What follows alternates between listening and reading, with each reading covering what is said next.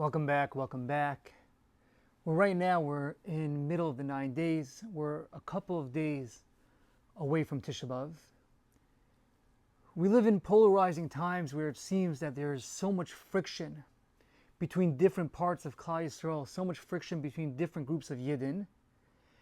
And we know that the reason why we're in Galus, the reason the Beis HaMikdash was destroyed, was because of sinas chinam, the baseless hatred that one Yid had for another Yid. So I wanted to talk about one idea, the idea of being noisei olam chaverev, feeling the tsar, feeling the pain of another Yid. What does it mean to feel the pain of another Yid? How do we feel the pain of another Yid? And I wanted to say over a story, I wanted to talk a little bit about my Rosh Yeshiva, Reb Shimon Oster Zatzal, to understand what it means to be noisei olam chaverev, to feel the pain of another Yid. So the Rosh Yeshiva Zatzal, he had went to Eretz Yisrael with a group of Balabatim, a group of people from his shul. They went to Eretz Yisrael and they're going around Eretz Yisrael doing whatever they're doing. When they got the news that the 8 Bachrim, the 8 beautiful neshamas in Merkaz Harav, had been killed al Kiddush Hashem.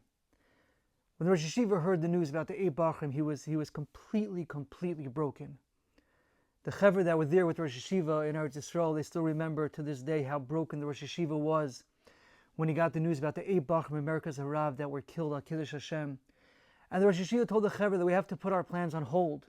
We have to attend the Levayas. We have to go to the Levayas of these Bachrim. We have to be mishtatif in the Tsar, which they did. The next week, when the Rosh Yeshiva came back to America and he's back in Yeshiva, he called together all the guys in Yeshiva, he called together everybody to give a shmooze. And this is what the Rosh Yeshiva said.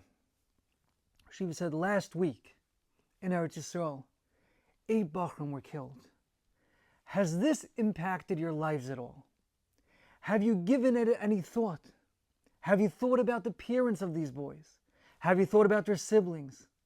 Have you thought about their friends? Have you thought about what they're going through? Then the Rosh Yeshiva asked, did anyone think to write a letter of tanchumin, a letter of comfort? Had anybody thought about writing a letter to the parents of these boys to show them that there's somebody in America that's thinking about them, that cares, that is actually touched and impacted by what happened? How can it be, asked Rosh Yeshiva, that 8 boys from our family, 8 boys from the family of Klal Yisrael, from the family of Jews, are killed and we're not broken?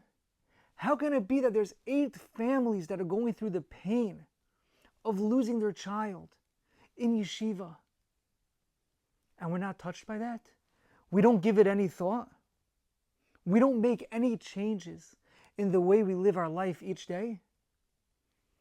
Rosh Yeshiva asked, has anyone been able to eat meat this week? How can you eat meat? How can you sit down to a lavish supper, the Rosh Yeshiva asked, knowing what these families are going through? And then the Rosh Yeshiva ended off, he said, Rabbi Yisai, I don't know how it's possible that it's like this. I don't know how it can be. But what I do know, said the Rosh Yeshiva, is Lo zu derech haTorah. This is not the way of a Torah observant Jew.